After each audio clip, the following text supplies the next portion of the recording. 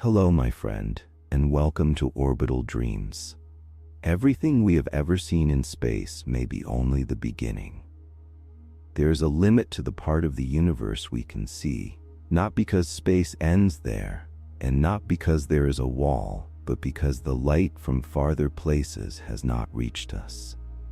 Beyond that limit, there may be more galaxies, more stars, or perhaps something unknown, a much deeper mystery waiting in silence.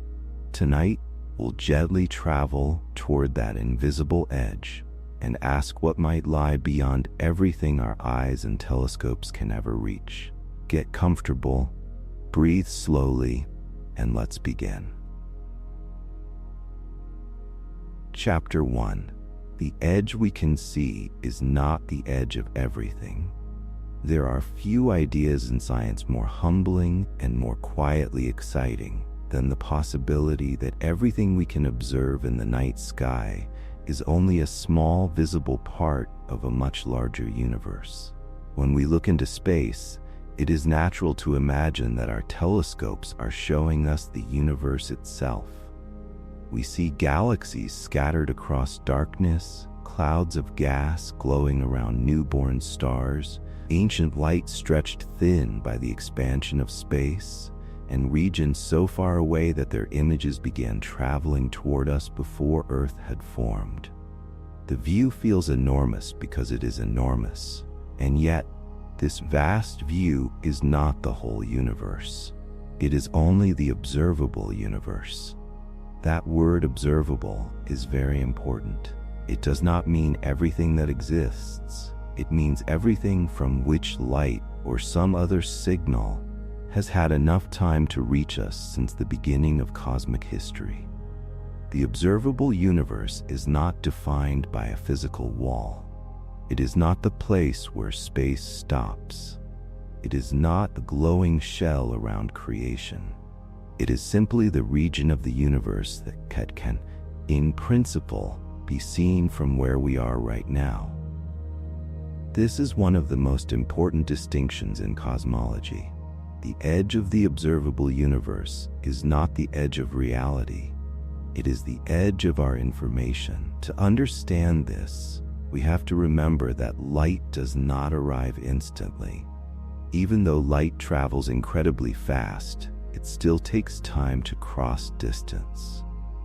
When you look at the moon, you see it as it was a little more than a second ago. When you look at the sun, you see it as it was several minutes ago. When you look at a nearby star, you may be seeing light that began its journey years before it reached your eyes. And when astronomers study distant galaxies, they are often looking billions of years into the past. Space is not only distant, space is historical. Every telescope is also a time machine. Not because it changes time, but because light carries old information. The deeper we look, the older the light becomes. The galaxy very far away is not seen as it is now, but as it was when the light began traveling toward us. Somewhere, far beyond our direct view, that same galaxy may have changed completely, but we cannot see that later story yet, because the light from that later story has not arrived. This delay is not a weakness of our technology. It is built into the structure of the universe. Better telescopes can collect fainter light. They can sharpen details. They can see through dust, compare wavelengths, and reveal objects that were once hidden. But no telescope can make light arrive before it has had time to travel. No instrument can receive a message that has not reached us. So the observable universe is like a sphere of cosmic visibility centered on the observer. From Earth, we are at the center of our observable universe, not because Earth is physically central to all existence, but because our view extends outward in every direction from our location. An observer in a distant galaxy would also be at the center of their own observable universe. Their visible sphere would overlap with ours in some regions and extend beyond ours in others.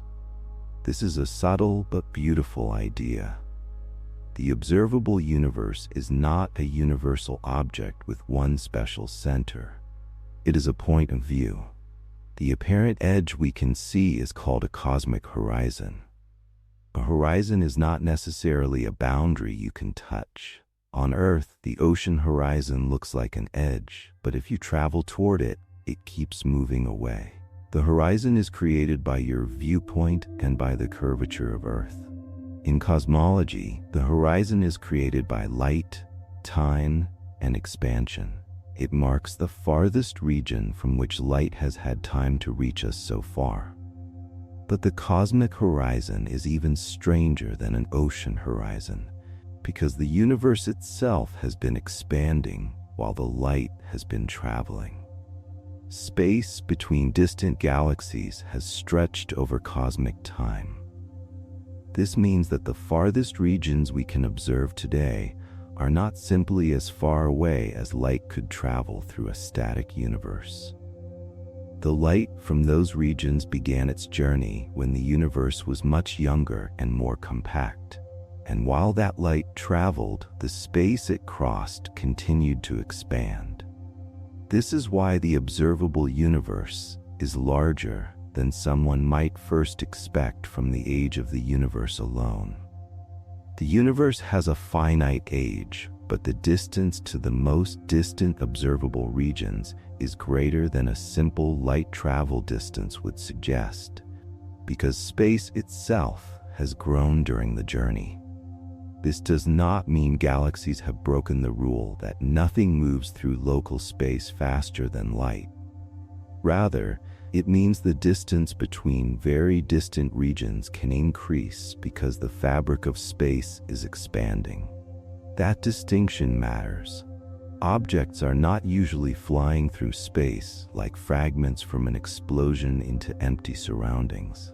The Big Bang was not an explosion at one location in pre-existing darkness. It was an early, hot, dense state of space itself. The expansion of the universe is not matter racing outward from a central blast. It is the stretching of distances within the universe. Galaxies that are not bound together by gravity tend to become more separated as space expands between them. So when we ask what lies beyond the observable universe, we are not asking what lies beyond a wall. We are asking what lies beyond the region from which light has had enough time to reach us. The most careful answer is that we do not know directly. By definition, anything beyond the observable universe cannot currently send us information that has arrived here. We cannot point a telescope past the cosmic horizon and take a picture. We cannot collect light from beyond the limit of collected light. But not knowing directly does not mean knowing nothing at all. Cosmology is a science of patterns. We study the universe we can observe and ask what those patterns imply about the larger whole. On the largest scales we can measure, the universe appears remarkably uniform. Galaxies are not evenly sprinkled on small scales, of course. They gather into clusters, strands, sheets, and vast empty regions called voids. But when we step back far enough, the universe looks broadly similar in every direction. This large-scale sameness suggests that the cosmos beyond our horizon may continue in much the same way, at least for some distance. That is the simplest possibility. Beyond what we can see, there may be more galaxies, more clusters, more voids, more ancient radiation, more regions shaped by the same physical laws. The cosmic horizon may be like the edge of a lamp's glow in a vast field at night. Inside the glow, you can see grass, stones, and quiet ground. Beyond the glow, the field may continue. The darkness does not prove the field ends. It only shows where the light stops helping you. Still, science must be careful. The region beyond the observable universe is not something we can freely describe with certainty. We can make reasonable inferences based on the evidence inside our horizon, but we should not pretend to have direct knowledge of what is beyond it. The universe may be far larger than the part we see. It may be infinite. It may be finite but unbounded, with a shape that does not have an edge in the ordinary sense. This is where the topic becomes both scientific and deeply humbling. The observable universe is already almost unimaginably large, yet it may be only a local patch of something greater. Everything humans have ever seen, every star mapped by telescopes, every galaxy recorded in deep surveys, every signal gathered from the early universe belongs to our visible region. It is our cosmic neighborhood, enormous beyond language, but still possibly not the whole. The cosmic microwave background gives us one of our deepest views. It is ancient light from a time when the universe became transparent, after the early fog of charged particles cleared enough for light to travel freely. When we observe this radiation, we are not seeing the beginning itself, but we are seeing a very early surface of visibility. Beyond that surface in time, the universe was too opaque for ordinary light to move freely.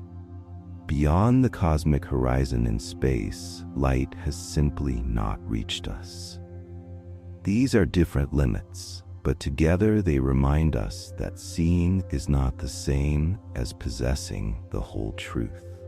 The universe has layers of hiddenness.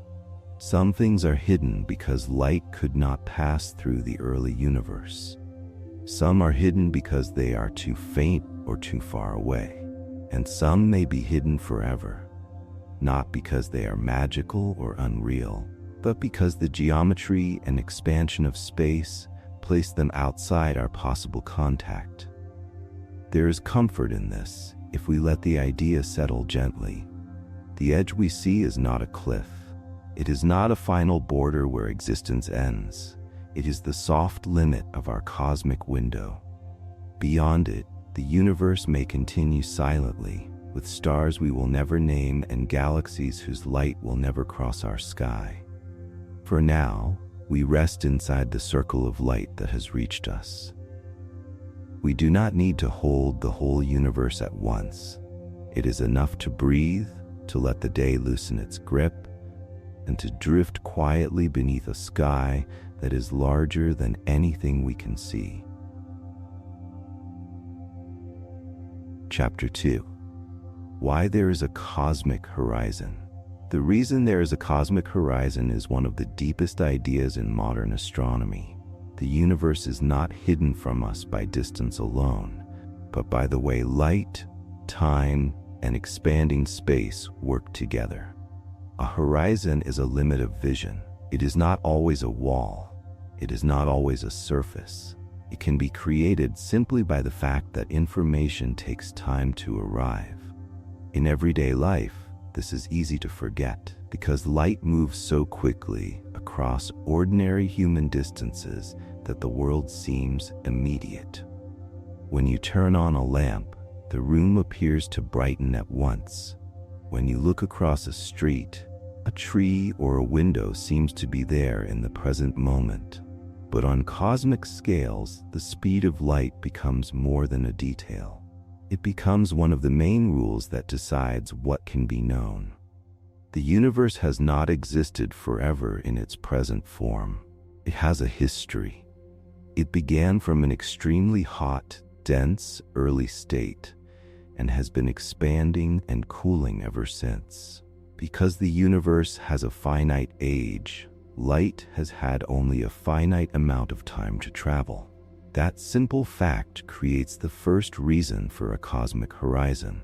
There may be regions so distant that their light is still on its way.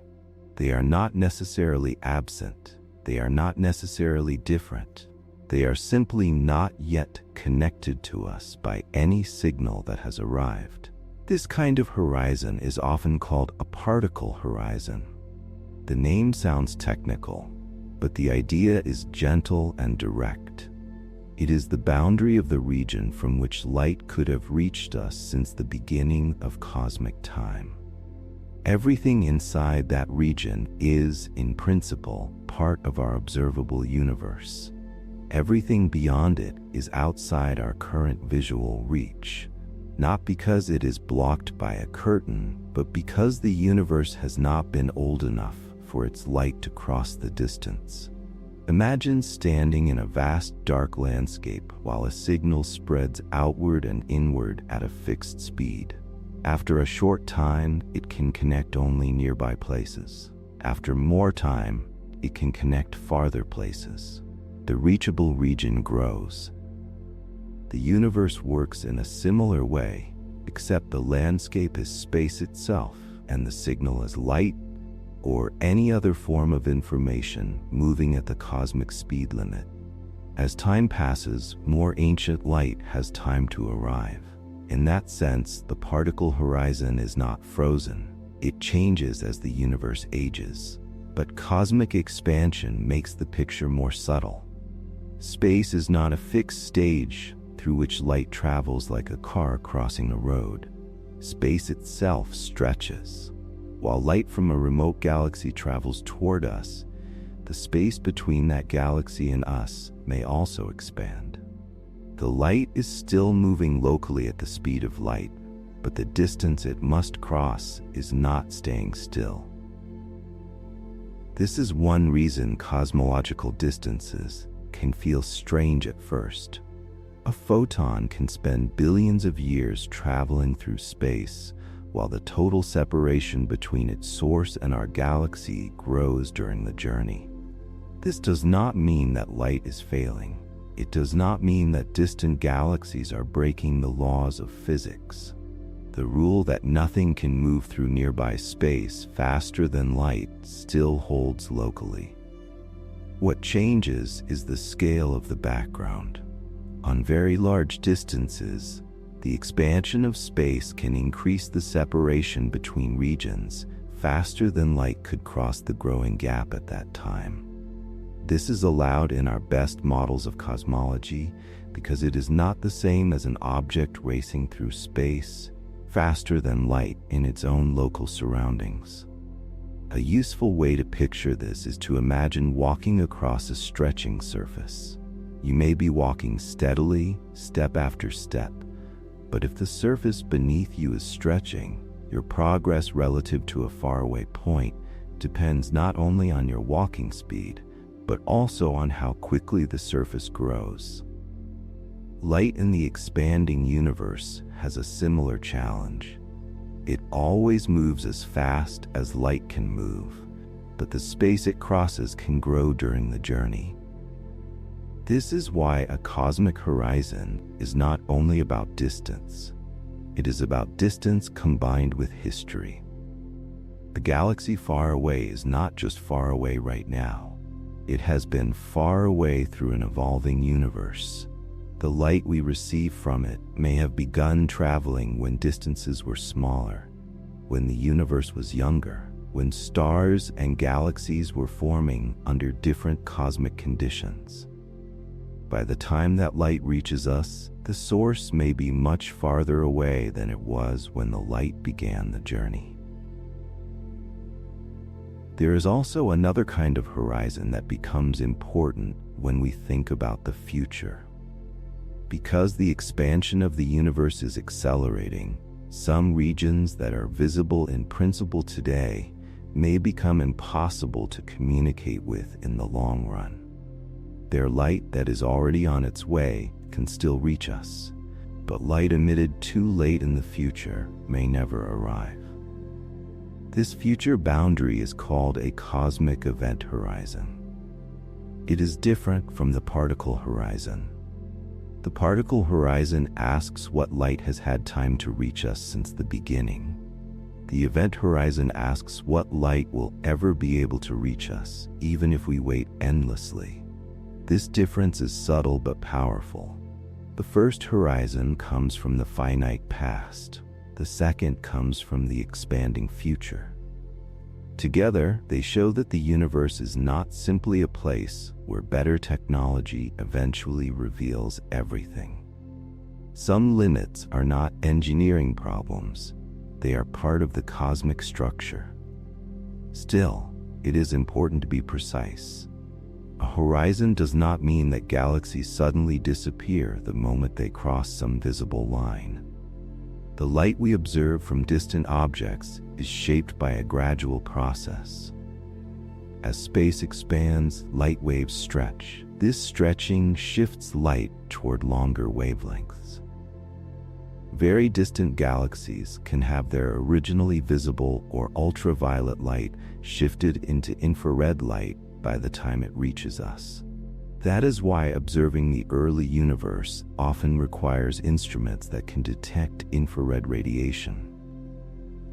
The farther back we look, the more expansion has stretched the light along the way. At extreme distances, this stretching becomes part of the reason the horizon feels so profound. Light can become faint, reddened, and difficult to detect. But faintness is not the deepest limit. With enough sensitivity, we can gather incredibly weak signals. The deeper limit is whether the signal has arrived at all, and whether the expansion of space allows it ever to arrive. The early universe adds another layer to the story. For a long period near the beginning, the universe was not transparent in the way it is now. It was filled with a hot plasma of charged particles and light. Photons could not travel freely across great distances because they kept interacting with free electrons. The universe was more like a glowing fog than a clear night sky. Only after it cooled enough for neutral atoms to form could light travel freely through space. The ancient glow released from that time still fills the universe today as the cosmic microwave background. This means that even inside our cosmic horizon, there is a limit to how far back ordinary light can show us directly. We can observe the ancient glow from the time the universe became transparent, but we cannot use ordinary light to see earlier than that. To study earlier moments, scientists rely on indirect evidence, theory, and possible messengers other than light. This is not the same as the spatial horizon beyond which light has not reached us, but it belongs to the same family of cosmic limits. The universe reveals itself through signals, and each kind of signal has rules. The cosmic horizon therefore exists because the universe is physical. It has a finite age. Information has a maximum speed. Space expands. The early universe changed from opaque to transparent, and the expansion today affects what signals can reach us in the future. None of these ideas require the horizon to be a real edge. They only require the universe to obey its own structure. This can feel strange because our minds often imagine sight as a simple act. We open our eyes and the world appears. But cosmic seeing is not simple. It is a relationship between an observer, a signal, a path through space, and the age of the universe itself. To see a distant galaxy is to receive a message that survived expansion, stretching, dimming, and immense time. To not see beyond the horizon is not a failure of imagination. It is a reminder that knowledge arrives through contact. And yet, the horizon is not only a boundary. It is also a gift. It gives our universe a visible shape from our point of view. It turns infinite questions into something we can study piece by piece. It lets us map the region where ancient light has reached us, measure how space has expanded, and understand how small early differences grew into galaxies, stars, and worlds. So when we speak of the cosmic horizon, we are speaking about the edge of arrival. It is the place where the oldest possible messages fade into silence, not because reality ends there, but because the conversation has not reached us. Beyond it, light may still be traveling, space may still be unfolding, the universe may still be carrying stories that no telescope here can yet receive. For tonight, that thought can be held softly. There is no need to chase the horizon. It has always been moving with time, quietly marking the border between what has arrived and what is still on its way. As the day settles, you can let the mind rest inside this small, illuminated region, surrounded not by emptiness, but by distance, patience, and the slow unfolding of light. Chapter 3. The Universe Beyond Our View. If the observable universe is only the region from which light has reached us, then the next quiet question becomes even larger. What might exist beyond the light we can receive? The most scientifically careful answer begins with humility. We cannot directly observe regions beyond our cosmic horizon. We cannot photograph them, measure their galaxies, or collect light from their stars. By definition, they are outside the part of the universe that has been able to send information to us. But science often works by combining what can be observed with what can be reasonably inferred. And when cosmologists study the universe we can see, they find clues that help us think carefully about the universe we cannot see. The simplest possibility is that beyond our visible region, the universe continues in much the same way. Not exactly the same in every small detail, of course. Even inside the observable universe, no two places are perfectly identical. One region may contain a giant galaxy cluster, another may contain a deep cosmic void. One galaxy may be full of young blue stars, while another may be old, red, and quiet. But when we look on the largest scales, the universe appears broadly uniform. It has structure, but it does not seem to have a special direction, a special center, or a special side. This idea is sometimes called the cosmological principle. In plain language, it means that if we could step far enough back, the universe would look statistically similar from place to place and direction to direction. It does not mean every galaxy is copied everywhere. It means the overall pattern is similar when averaged over enormous distances. Like the surface of a calm beach may contain individual shells, stones, and footprints, while still appearing broadly sandy from far above. The universe contains rich local differences while showing large-scale regularity. This matters because our observable universe may be only one patch of a much greater whole. If the patch we can study looks broadly uniform in all directions, then the most conservative assumption is that the unseen regions nearby, beyond our horizon, may follow the same broad pattern. They may contain more galaxies, more clusters of galaxies, more long filaments of matter, more immense voids, more dark matter, more radiation, and more expanding space. They may not be exotic at all.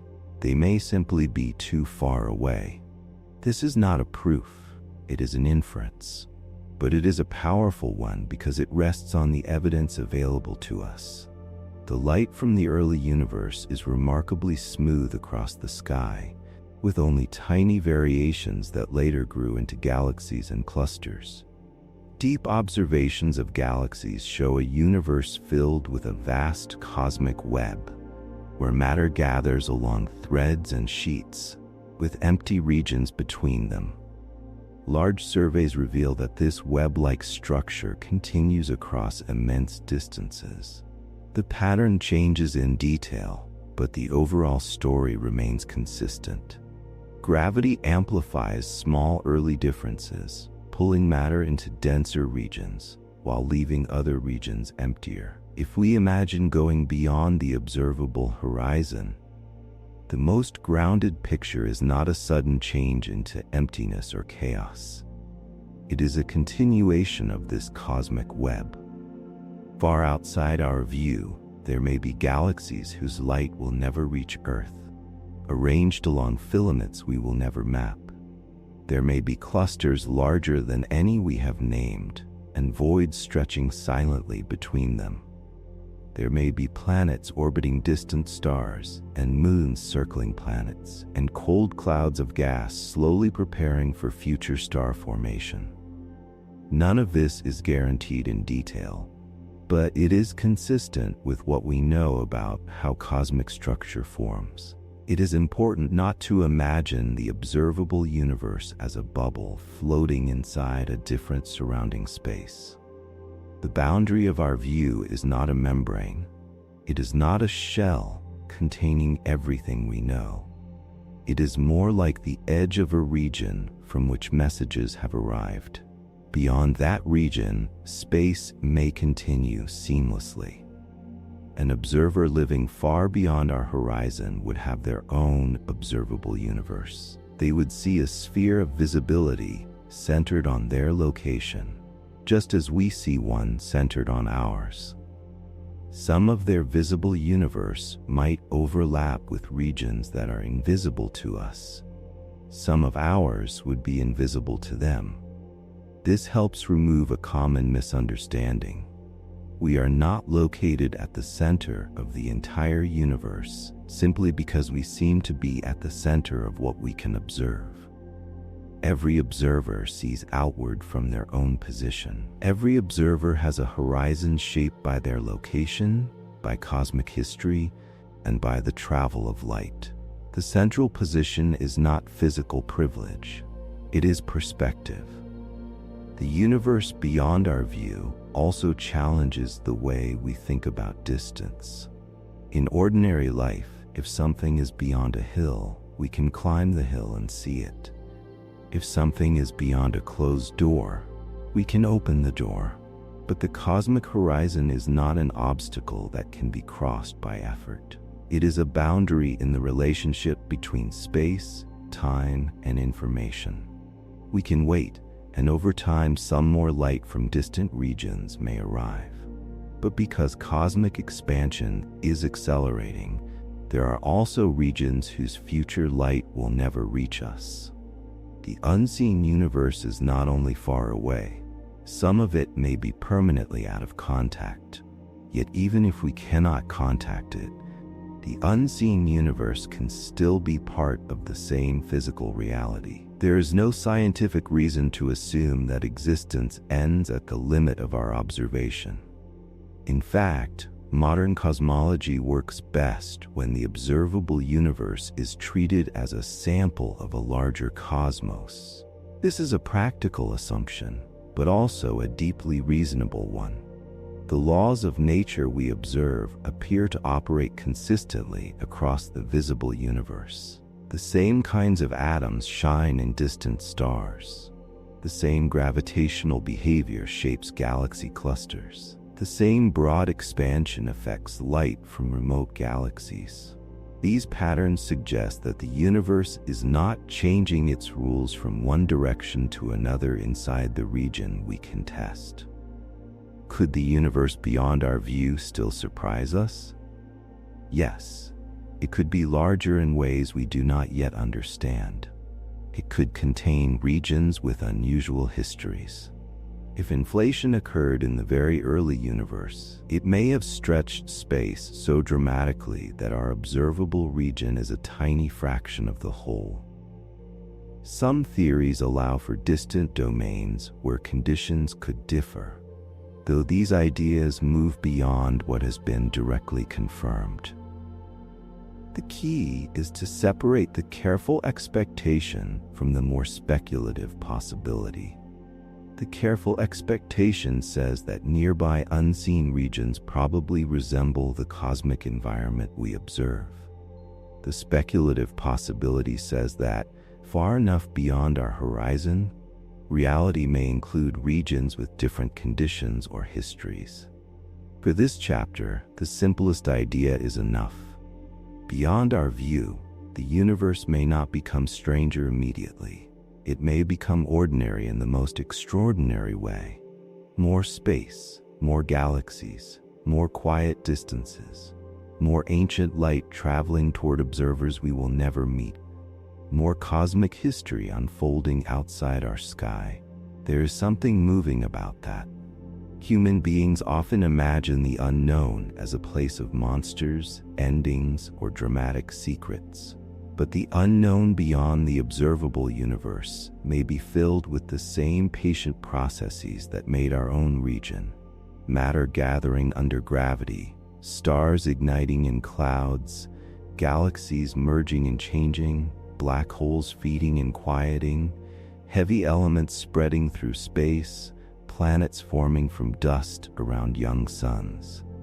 If there are countless regions beyond our horizon, many of them may be neither mystical nor empty. They may be cosmic landscapes continuing without us. This does not make our visible universe less important. It makes it more precious. The region we can observe is our only direct sample of the larger whole. Every galaxy survey, every measurement of ancient radiation, every study of expansion, and every map of large-scale structure becomes a way of understanding not just what is here, but what may continue beyond here. The observable universe is like a page from an enormous book. We cannot read the pages beyond it, but the grammar, ink, and style of the page we hold can tell us something about the book it belongs to. Still, the page is not the book. We should keep that distinction alive. Science becomes strongest when it is honest about the boundary between observation and inference. We can say that the unseen universe is likely to continue with similar large-scale properties, because that is what our evidence suggests. We cannot say exactly what every distant region contains. We cannot name its galaxies. We cannot know whether some faraway patch has a rare arrangement unlike anything inside our horizon. We can only follow the clues outward, gently and carefully. And perhaps that is enough. Beyond our view, the universe does not need to become a fantasy to be astonishing. The thought that ordinary cosmic structure may continue far beyond our sight is already overwhelming.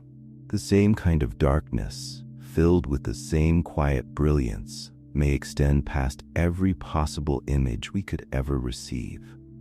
For now, we can let that idea become soft rather than heavy. Somewhere beyond our view, the universe may continue without asking to be seen. And here, inside our small circle of light, it is enough to rest, breathe slowly, and feel the day fade into the quiet distance. Chapter 4. How big could the whole universe be? The whole universe may be so much larger than the part we can observe that even the greatest maps of the cosmos might be showing us only a small local neighborhood. When people ask how big the universe is, the first answer usually points to the observable universe. That is the region from which light has had enough time to reach us since the early history of the cosmos. It is enormous beyond ordinary imagination. Across its full visible span, it stretches roughly 92 billion light-years in present-day distance. This does not mean the universe is only that large. It means this is the size of the region we can currently receive information from. The size of the whole universe is a different question. It is also a much harder one. The observable universe has a measurable scale because it is tied to the travel of light and the age of cosmic history. The whole universe, if it extends beyond our horizon, does not offer us a direct edge to measure. We cannot place markers at its far side. We cannot send a signal across it and wait for the return. We cannot look from outside it and see its outline. We are inside the universe, studying the part that can speak to us through light. This is why scientists make a careful distinction between the universe we can observe and the universe as a whole. One is a measured region. The other is the complete reality of space, whether finite or infinite, seen or unseen. The difference between them may be modest, or it may be almost beyond comprehension. At present, science has no reliable measurement of the total size of the whole universe. That uncertainty is not a failure. It is a sign that cosmology is honest about what can and cannot be known. The universe does not become smaller because we cannot measure all of it. It becomes more mysterious in a precise way. We know the visible region is vast. We know the full universe must be at least as large as the observable universe. We have strong reasons to think it is larger, but how much larger remains unknown. One way scientists approach this question is by studying the shape of space. Shape does not mean a visible outline, like the edge of a cloud or the border of a country. In cosmology, shape has to do with geometry. Space itself can be flat, positively curved, or negatively curved on the largest scales. These words describe how distances, angles, and paths behave across the universe. Flat space is the easiest to imagine, although even that word can be misleading. It does not mean the universe is a flat sheet with only two directions. It means that on the largest scales, space follows the familiar geometry we use in everyday life. Parallel lines remain parallel. Large triangles behave as expected. Distances add up in the ordinary way. Observations of the ancient light from the early universe suggest that space is very close to flat, at least across the region we can observe.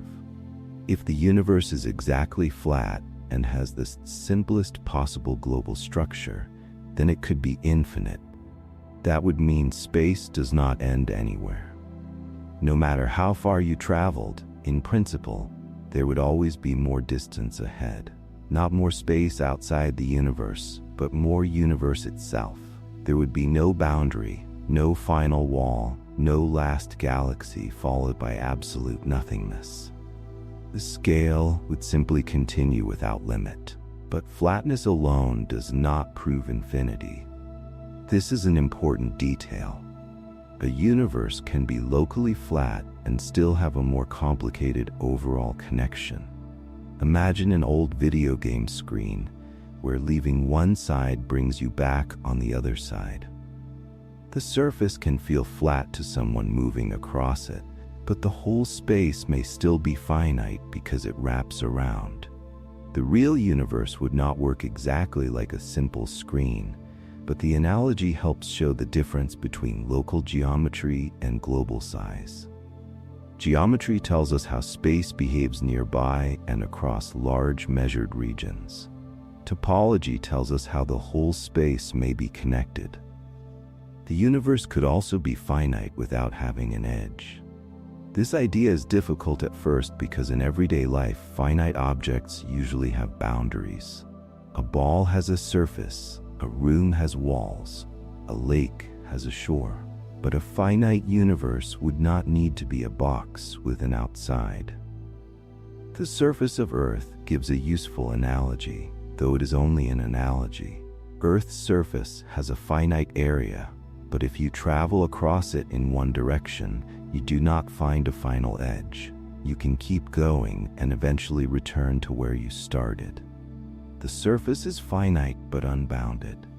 The universe, if finite, would be a higher dimensional version of that kind of idea. Space could curve or connect in such a way that it has a total volume without a border.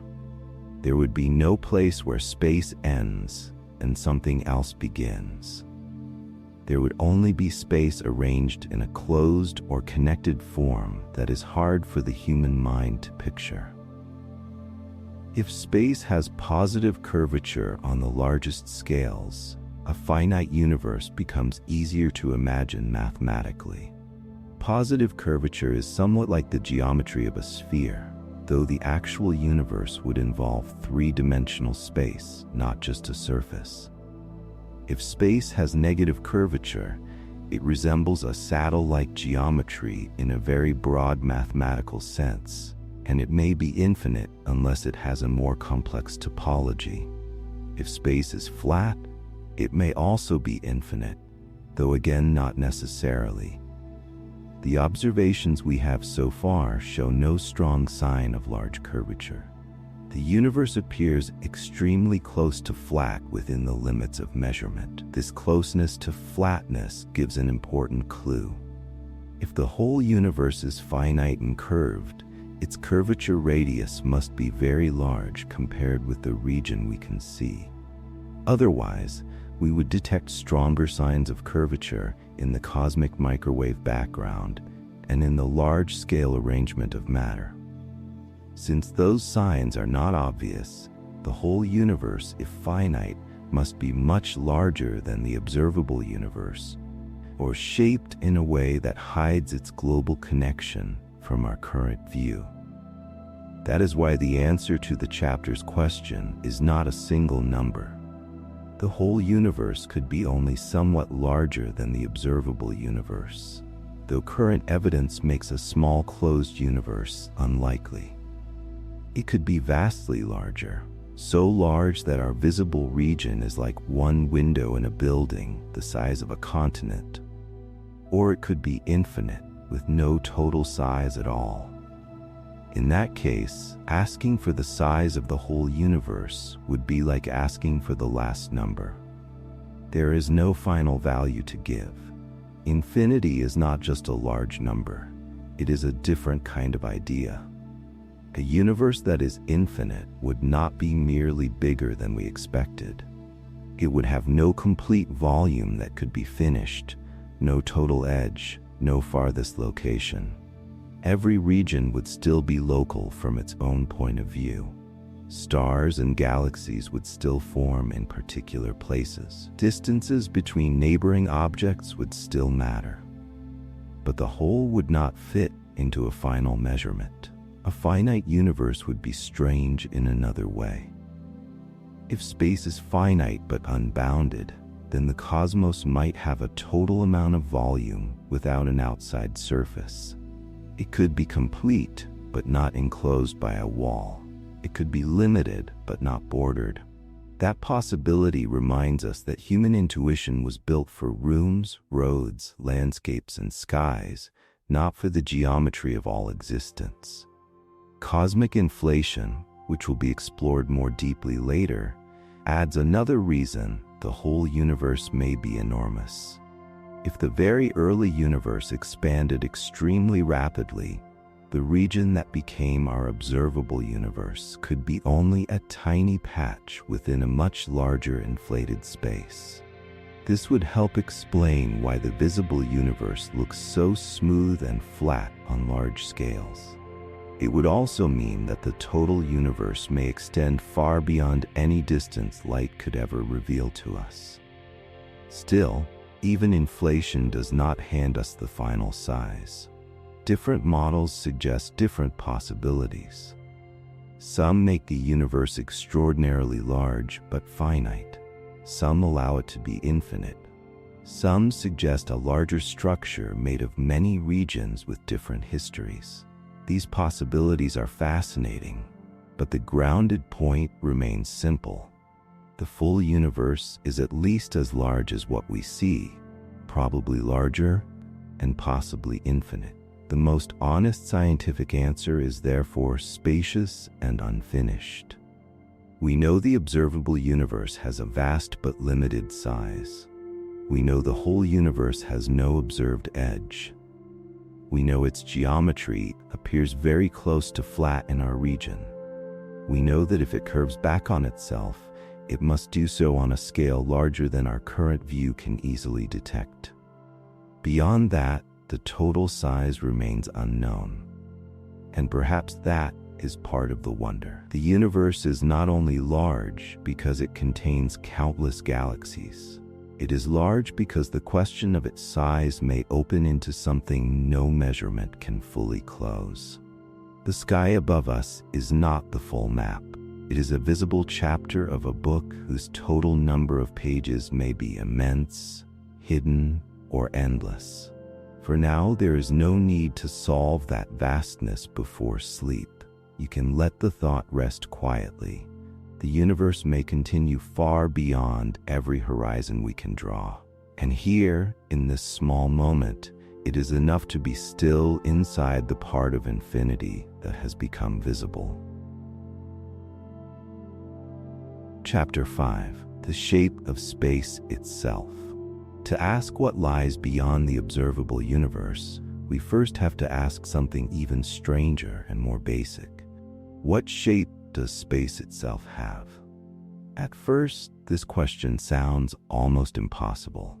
We are used to thinking of shape as something an object has.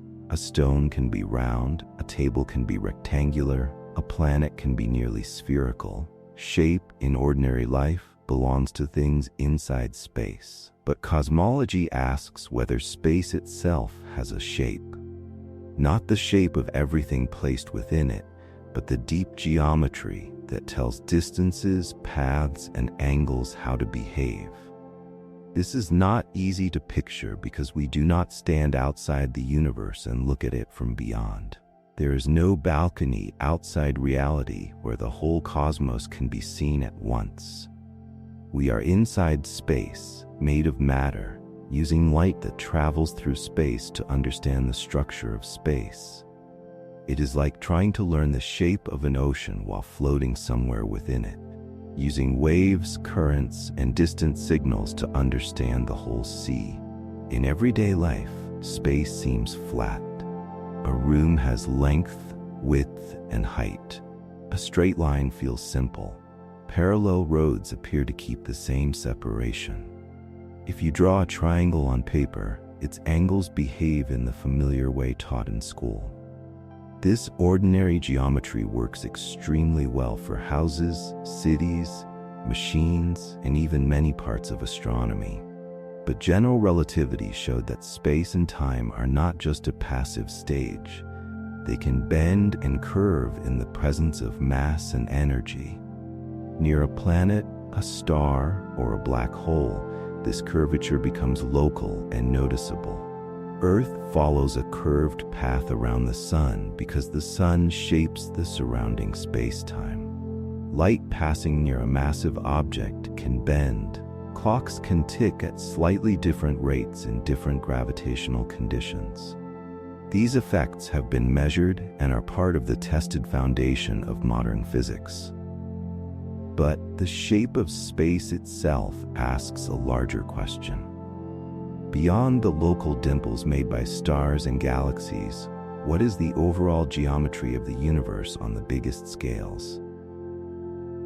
There are three broad possibilities for the large-scale curvature of space. Space could be flat, meaning that on enormous scales it follows the familiar rules of ordinary geometry. Space could be positively curved, somewhat like the surface of a sphere, though in more dimensions than the surface of a ball. Or space could be negatively curved, often compared to a saddle shape, again only as an analogy. These pictures are simplified, but they help the mind approach something difficult. A flat universe is not a thin sheet. It still has three dimensions of space. The word flat means that large-scale geometry behaves in the familiar way. Straight paths remain straight in the expected sense. Triangles behave as they would in ordinary geometry. Light traveling across great distances follows paths that are not globally bent by the overall curvature of the cosmos, although local masses can still bend it along the way. In a positively curved universe, geometry changes. If you could draw an enormous triangle across cosmic distances, its angles would add up to more than they would in flat space. Paths that begin parallel might slowly come together. The universe could be finite without having an ordinary edge, depending on its overall structure. Again, this does not mean space curves into some outside emptiness. It means the internal rules of distance and direction would be different. In a negatively curved universe, the opposite kind of change occurs. Large triangles would have angles that add up to less than in flat space. Paths that begin parallel might spread apart. Space would have a kind of open curvature. It is tempting to imagine this as a saddle, but every image is incomplete because we are trying to picture three-dimensional geometry using ordinary objects. The important point is that these shapes are not merely artistic possibilities. They leave observational clues. If space is curved, then very distant patterns should appear slightly distorted in predictable ways. A known physical scale in the early universe would look different depending on the geometry through which its light traveled. This is how scientists test the shape of space without leaving the universe. The most powerful clue comes from the ancient light known as the cosmic microwave background. This is the cooled remnant of light released when the early universe became transparent. Before that time, light was constantly scattered by charged particles, and the universe was more like a glowing fog.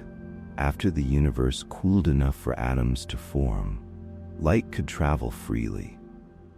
That ancient light still reaches us from every direction, carrying a faint pattern of warmer and cooler spots. Those tiny variations are not random decorations. They are traces of early density differences, the seeds of later structure. They also contain a kind of cosmic ruler.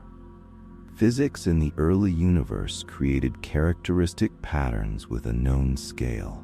By comparing the expected true scale of those patterns with how large they appear in the sky, scientists can infer the geometry of the space the light crossed. The idea is similar to looking at a familiar object far away.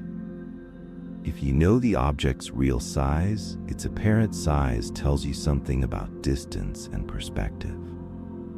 In cosmology, the situation is more complicated because the universe expands while light travels, but the principle remains understandable. The ancient pattern has a characteristic scale. Its apparent size on the sky depends on the geometry of the universe. If space were strongly positively curved, the pattern would appear larger than expected. If space were strongly negatively curved, it would appear smaller. If space is flat, it appears in the way predicted by flat geometry. Observations show that the universe is very close to flat on the largest scales we can measure. This does not mean the universe looks visually flat, and it does not mean galaxies are arranged on a plane. It means the overall curvature of space is extremely small within our observable region. If there is curvature, it is so gentle that it is difficult to detect across the part of the universe we can study. This result fits beautifully with the idea of cosmic inflation. According to inflation, the very early universe expanded at an extraordinary rate for a brief moment. Such expansion would have stretched any initial curvature until the region we observe became extremely close to flat, just as a tiny patch on the surface of a huge sphere can appear flat if the sphere is large enough. Inflation is not proven in every detail, but it helps explain why the visible universe is so smooth, so uniform, and so close to geometrically flat. However, close to flat is not the same as proven perfectly flat. Measurements always have limits. The observable universe may be a small patch of a much larger curved space, just as a person standing in a wide plain cannot easily notice the curvature of Earth. Across a small enough region, even a curved surface can appear flat. If the whole universe curves only very gently, our cosmic window may be too small to reveal it clearly. This is why scientists speak carefully. The evidence says that the observable universe is consistent with flat geometry to high precision. It does not absolutely settle the total shape of all space beyond the horizon. There may be a larger curvature too subtle for us to detect. There may be a global connection that does not show itself inside our visible region. Or the universe may truly be flat and perhaps extend without end. The shape of space also affects how we imagine the unseen universe. If space is flat and infinite, then beyond our observable region, there may simply be more and more space forever. If space is positively curved and finite, then the universe might be complete without an edge. If space has a more complex connection, then light traveling far enough in principle might return from another direction, though no confirmed pattern shows that this is happening within the observable universe. These possibilities remain part of the deeper investigation into cosmic topology, the way space may be connected to itself. Still, for our direct scientific picture, the most important result is simple. Space in our observable universe appears astonishingly close to flat.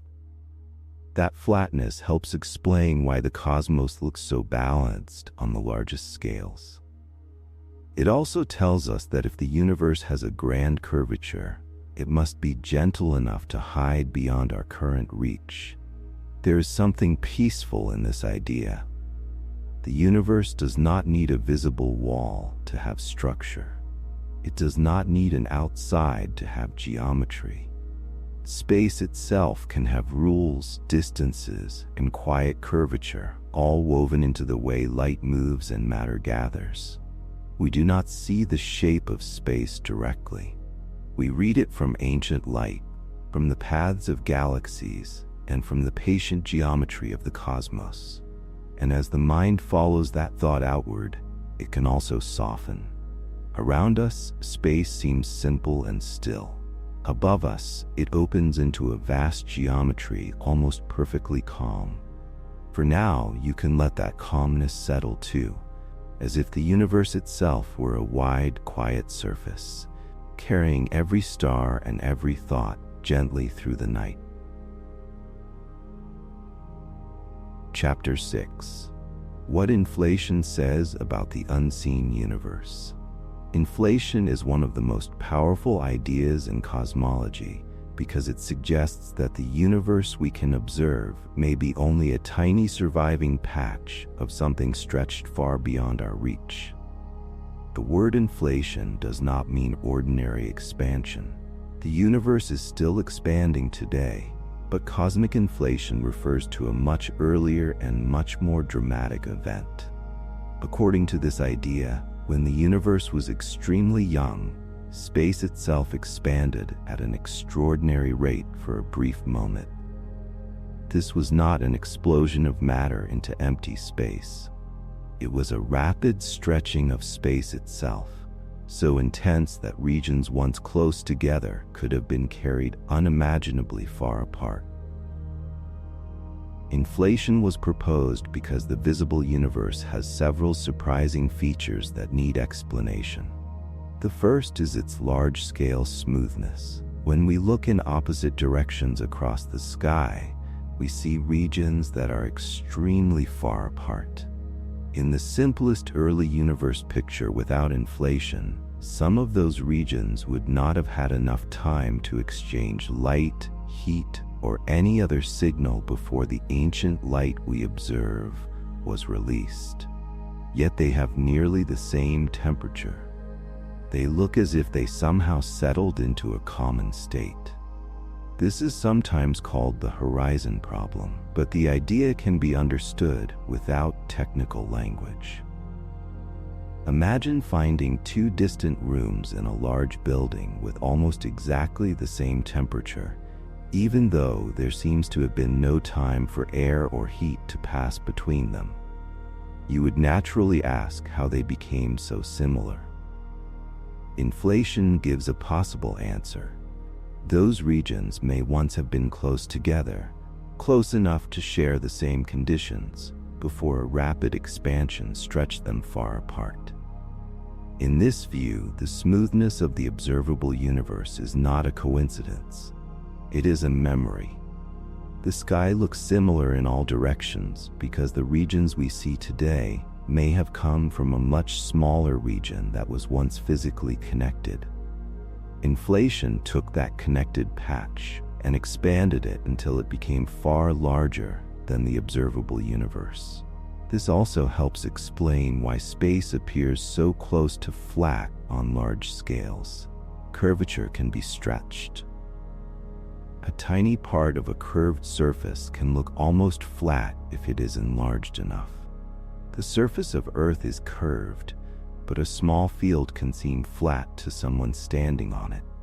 In a similar way, if the early universe had some curvature, inflation could have stretched our region so much that any curve became extremely difficult to detect. What remains visible to us would look almost geometrically flat, even if the whole structure has a larger shape beyond our horizon. This does not mean inflation is just a convenient story. It makes contact with observations through the pattern of tiny variations in the ancient light from the early universe. The early cosmos was not perfectly smooth. It had very small differences in density and temperature. Those differences later became the seeds of galaxies, clusters, and the cosmic web. Inflation offers a natural way to produce those seeds.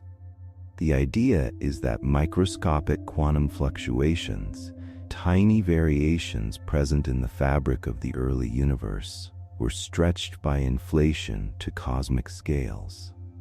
What began as extremely small uncertainty became large enough to influence where matter later gathered.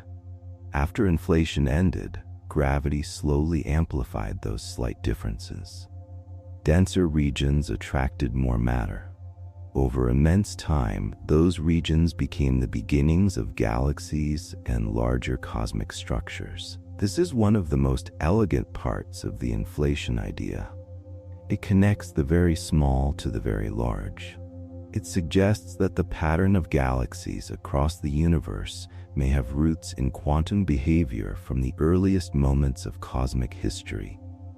The largest structures we observe may trace their ancestry to tiny fluctuations stretched across space before stars, atoms, planets, or galaxies existed. Inflation also changes the way we imagine what lies beyond our observable universe. Without inflation, we might still expect unseen regions beyond our horizon. But with inflation, the scale of the unseen universe can become vastly greater. The patch that became visible to us may be only a small portion of the region inflation created or enlarged. The horizon around us may not mark the edge of a modest extension. It may mark the edge of an extremely small window into a far larger expanse. This is why inflation is so important to the question of the unseen universe. It does not merely say there is more beyond what we can observe. It gives a reason why there could be much more. If space expanded enormously in the earliest moment, then the full universe could contain regions that were stretched beyond any possible signal we can now receive. Their light may never reach us, not because they are blocked, but because the expansion history of space placed them outside our accessible region. However, careful language matters. Inflation is a powerful and widely studied framework, but the exact physical mechanism behind it is still not fully known. Scientists do not yet know with certainty what field or process drove inflation, how exactly it began, or how it ended. Many versions of inflation exist. and observations help narrow them, but they do not yet select one final model.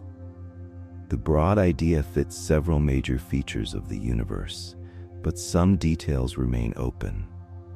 This makes inflation a strong scientific possibility, not a finished story. It helps explain smoothness, near flatness, and the origin of primordial structure. It agrees well with the broad patterns seen in ancient cosmic light.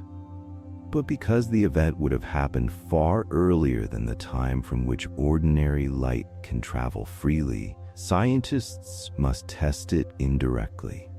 They look for its fingerprints in the distribution of temperature variations, in the polarization of ancient light, and in the large-scale pattern of matter. One possible fingerprint would be a background of ancient gravitational waves from inflation. These would not be ordinary light. They would be ripples in space-time itself, potentially leaving a subtle pattern in the polarization of the cosmic microwave background. Detecting such a signal clearly would be a major clue about the energy scale of inflation. So far, the search continues. The absence of a confirmed signal does not rule out inflation as a whole, because different models predict different strengths, but it does show why the subject remains active and carefully tested. Inflation also leads to more speculative possibilities. In some models, inflation may not end everywhere at once. It may stop in some regions, creating areas like our observable universe while continuing elsewhere. This idea is often called eternal inflation. It can lead to the possibility of many vast regions, sometimes described as bubble universes, each separated by inflating space. Some might share similar physics. Others, in more speculative versions, might have different conditions. This is fascinating, but it must be treated with caution. The more distant and disconnected these regions are, the harder they are to test. The basic idea of inflation is connected to evidence inside our observable universe. The stronger multiverse interpretations are more uncertain. They may be mathematically natural in some models, but they are not directly observed. A calm scientific view can hold both thoughts at once. Inflation gives a grounded reason to think the unseen universe may be enormous, while the most dramatic versions remain beyond firm confirmation. Even without the multiverse, inflation is enough to transform our sense of scale. It suggests that our observable universe may be like a small clearing inside a landscape expanded far beyond sight. Everything we map, every galaxy cluster, every supercluster, every distant glow from the early cosmos may belong to one tiny region made visible by the arrival of light. Beyond it, there may be more space born from the same early stretching, carrying patterns related to ours, but forever outside direct observation. There is a quiet beauty in the idea that the universe's vastness may come from a moment of extreme simplicity. A small, smooth region rapidly stretched could become the enormous cosmos we see. Tiny fluctuations could become galaxies. A brief early process could leave traces across the entire sky. The unseen universe in this picture is not a separate mystery added on to cosmology. It is a natural consequence of a universe whose earliest moments may have expanded space far beyond what any observer could later see. And so inflation tells us that the horizon around us may be much smaller than the whole story. It suggests that the observable universe is not only limited by how far light has traveled, but also by how much space may have been created or stretched before light could ever begin its long journey toward us. We are looking across a vast region, but perhaps across only a tiny part of what inflation made possible. For now, that thought does not need to feel overwhelming. The universe may be larger than our minds can hold, but we are not required to hold all of it. Tonight, it is enough to imagine space gently widening beyond every visible edge, while the small circle of light around us remains calm, quiet, and complete. Chapter 7. Could other regions have different conditions? The universe beyond our view may not only be larger than what we can see, it may also raise a quieter and more difficult question. Could distant regions have conditions unlike our own? This question has to be approached carefully. It is easy to let the imagination run too far, too quickly. The moment we speak about places beyond observation, we enter a region where science must slow down and separate what is known from what is possible. The universe we can study directly already contains enormous variety. There are dense galaxy clusters, lonely dwarf galaxies, dark voids, glowing nebulae, dead stars, newborn stars, black holes, planets, comets, and long rivers of matter joining one cosmic structure to another. Conditions are already different from place to place, but most of these differences are differences of arrangement, not differences of basic law. One galaxy may have more stars than another. One region may contain more matter. One planet may be hot, another frozen, another rocky, another gaseous. These are local conditions. They arise because matter clumps under gravity, stars form in clouds, galaxies collide, and environments change over time. They do not require nature itself to follow different rules. Inside the observable universe, the strongest evidence suggests that the same broad physical laws apply everywhere we can test them. Light from distant galaxies carries patterns made by atoms. Those patterns look like the same kinds of atomic fingerprints we measure nearby, after accounting for the stretching caused by cosmic expansion. The same gravity that shapes our solar system also shapes galaxies and galaxy clusters. The same nuclear physics that powers the sun appears to power distant stars. The same kinds of elements appear across the cosmos, though in different amounts depending on local history. This consistency is one of the quiet foundations of astronomy. When scientists study a galaxy whose light has traveled for billions of years, they rely on the fact that hydrogen there behaves like hydrogen here, that helium there behaves like helium here, and that gravity has not become a completely different force in another direction. This assumption is not blind faith. It is tested again and again through observations. If the laws were changing dramatically across the visible universe, distant light, galaxy motions, star behavior, and the ancient radiation of the cosmos would show signs of it. So the grounded answer begins here. Within the region we can observe, the universe appears to be governed by the same basic laws, while still allowing enormous local variety. The next question is whether this consistency must continue forever beyond our horizon. The honest answer is that we do not know. The observable universe gives us a vast sample, but not the whole. If the same large-scale pattern continues beyond what we can see, then other regions may be broadly similar to ours. More galaxies, more matter, more radiation, more dark matter, more dark energy, and the same physical laws. This is the simplest and most conservative expectation. But there are reasons scientists ask whether far enough regions might differ. The early universe may have gone through processes that set the conditions we observe today.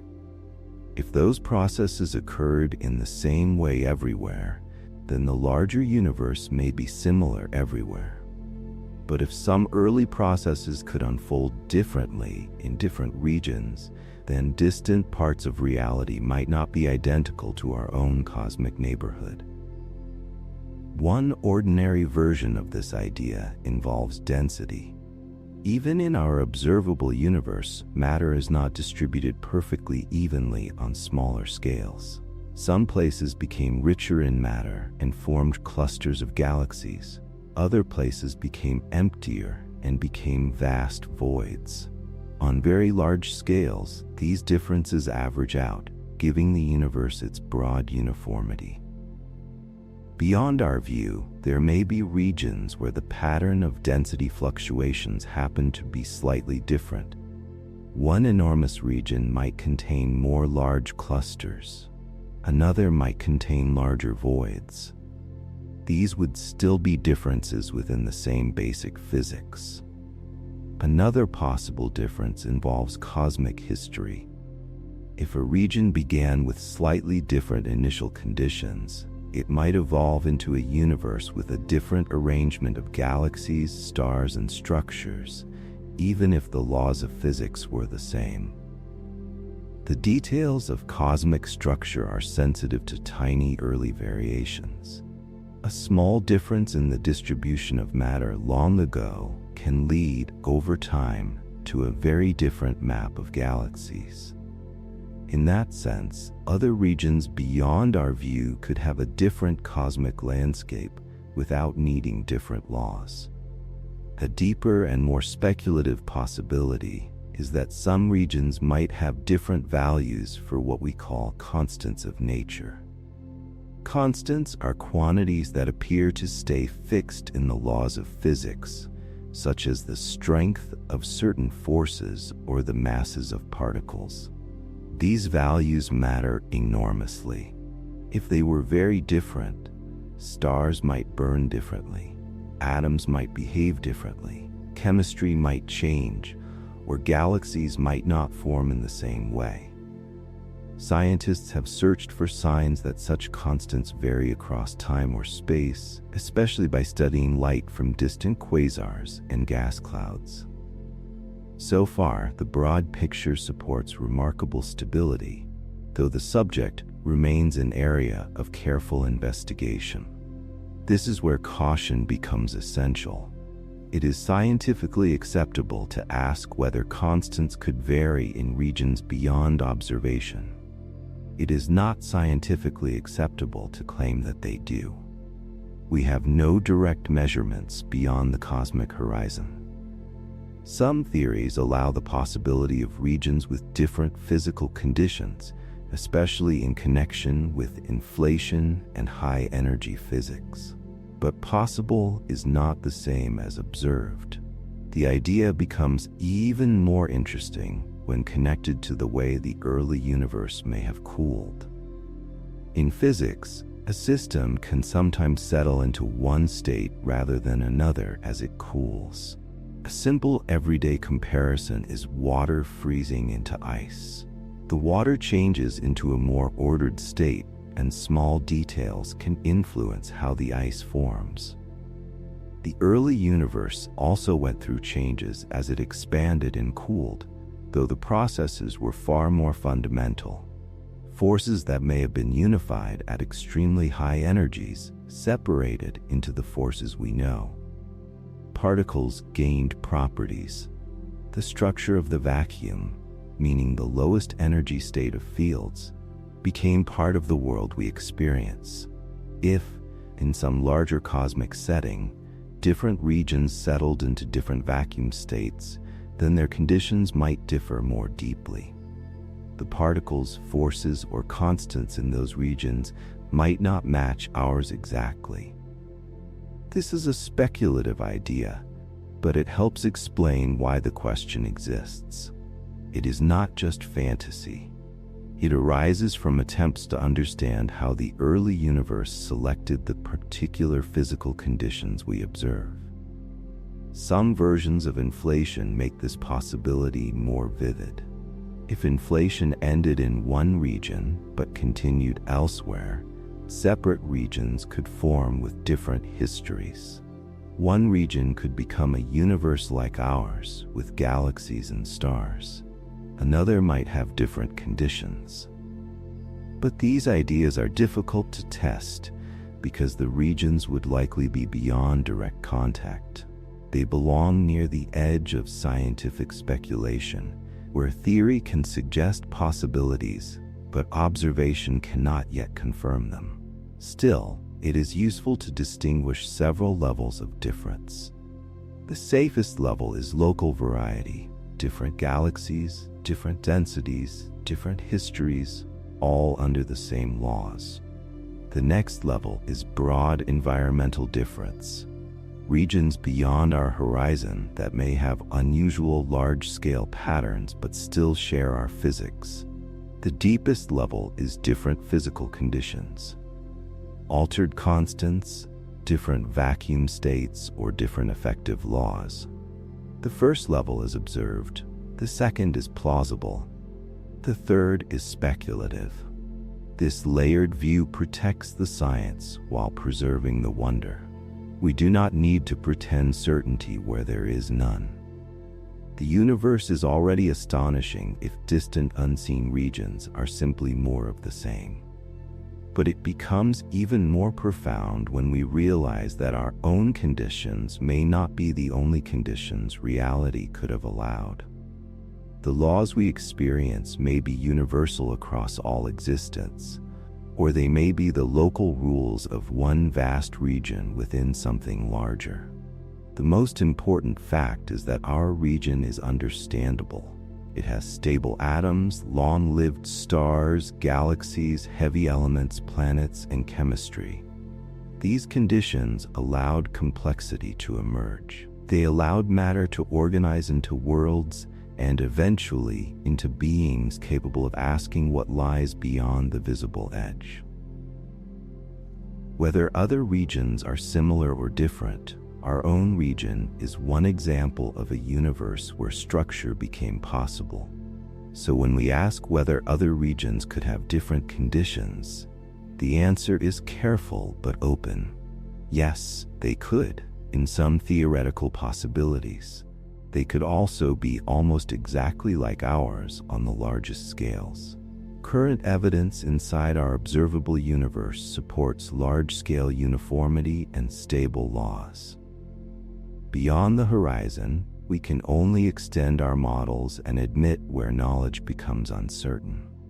And perhaps that uncertainty is not something to fear. It is part of the quiet honesty of science.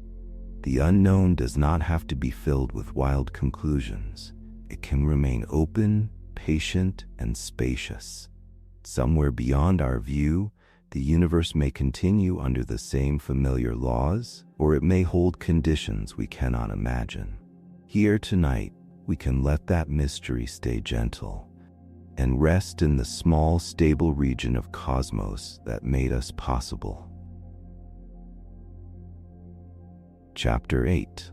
The Multiverse Question. The multiverse question is one of the most fascinating and most difficult ideas in cosmology, because it asks whether our universe is the whole of reality or only one region within something larger. The word multiverse can sound dramatic, as if it belongs more to fiction than science. But in scientific discussions, it does not usually mean a doorway to another world or a nearby hidden dimension that a spacecraft could reach. It means a broader possibility, that what we call the universe may not be the only complete cosmic region. There may be other regions of space, other cosmic domains, or other branches of reality that are not connected to us in the ordinary observational way. This idea has to be handled with care. Some versions of the multiverse grow naturally out of serious scientific theories. Others are more speculative. Some may eventually leave indirect traces that could be studied. Others may remain beyond any realistic test. The central question is not whether the idea is exciting. It is certainly exciting. The question is whether each version can be connected to evidence, prediction, and the wider structure of physics. The simplest step toward the multiverse begins with cosmic inflation. Inflation says that the very early universe may have expanded extremely rapidly, stretching space far beyond the region we can observe today. In many inflationary models, this rapid expansion does not necessarily stop everywhere at once. It may end in some places, allowing matter, radiation, galaxies, and stars to form, while continuing in other places. If that happens, space can produce many separate regions where inflation has ended. Each region could become a vast universe-like domain. These domains are sometimes described as bubble universes. The phrase can be misleading if it makes us imagine bubbles floating in ordinary space. They would not be bubbles inside a room. They would be regions of space-time separated by continuing expansion. If such regions exist, they would likely be so far away and receding so completely beyond contact that no signal could travel between them. To observers inside one region, their own domain would feel like the universe. This inflationary version of the multiverse is not an arbitrary fantasy. It comes from asking what certain inflation models imply if they are followed to their larger consequences. The part of inflation connected to our observable universe has strong motivation because it helps explain why the universe appears smooth, nearly flat, and seeded with small variations that later became galaxies. The larger claim that inflation creates many separate domains is more uncertain. It may be a natural outcome of some models, but it is much harder to confirm. This is the delicate line the chapter must hold. Inflation is a serious scientific framework. Eternal inflation, where inflation continues in some regions while ending in others, is a serious theoretical possibility. But a vast multiverse of unreachable domains has not been directly observed. It remains an implication of some models, not a measured fact. Another route to the multiverse comes from quantum physics. In ordinary quantum theory, small systems are described by probabilities before measurement. A particle may not have one definite outcome in the way everyday objects seem to. When a measurement occurs, we observe one result. The many worlds interpretation suggests that all possible outcomes actually occur, but in different branches of reality. In this view, reality does not choose only one result. Instead, the observer becomes part of a branching structure where each outcome is realized in a separate branch. This quantum multiverse is very different from the inflationary one. It does not necessarily mean distant galaxies beyond our horizon or bubble universes separated by expanding space. It means a branching of quantum states. The word world in this context does not mean another planet or another location you could fly to. It means a separate branch of the universal wave function, a complete history that no longer interacts with the others in any ordinary way. The many worlds interpretation is mathematically connected to standard quantum theory, but it is still an interpretation. It offers a way to understand why we observe definite outcomes, even if the underlying quantum description contains many possibilities. Some physicists find it elegant because it avoids adding a special collapse process. Others prefer different interpretations. At present, interpretations of quantum mechanics can often agree on the same experimental predictions, which makes them difficult to choose between by observation alone. So there is not just one multiverse question. There are several, and they do not all mean the same thing. One asks whether cosmic inflation creates many separate space-time regions. Another asks whether quantum events branch into many histories. Another asks whether the deeper laws of physics allow many possible forms of reality, with our universe being one realized example. These ideas may be connected in some theories, but they should not be blended together too quickly. A third version appears in discussions of fundamental physics, especially in attempts to understand why the constants and laws of our universe have the values they do. Our universe has conditions that allow long-lived stars, stable atoms, complex chemistry, and eventually life. If certain values were very different, the universe might not produce galaxies or stars or the kind of chemistry needed for living systems. This has led some scientists to ask whether there might be many possible regions with different physical conditions. If there are many, then we should not be surprised to find ourselves in one of the regions compatible with observers. This reasoning is connected to the anthropic principle. In its most cautious form, the anthropic principle simply says that our observations are conditioned by the fact that we exist. We cannot observe a universe where observers cannot arise. This is not a magical explanation. It is a selection effect. If there are many possible cosmic regions, then observers will naturally find themselves in regions where the conditions allow observers. Used carefully, this idea can help frame difficult questions. Used carelessly, it can become too easy. If every possible condition exists somewhere, then explaining why we see this condition rather than another can become complicated. A good scientific explanation should still aim for testable structure, not simply say that everything happens somewhere. This is one of the major challenges for multiverse thinking. A theory becomes stronger when it tells us not only what could exist, but what we should expect to observe and what would count against it. This is why some scientists are cautious or skeptical about the multiverse. Their concern is not that the idea is too strange.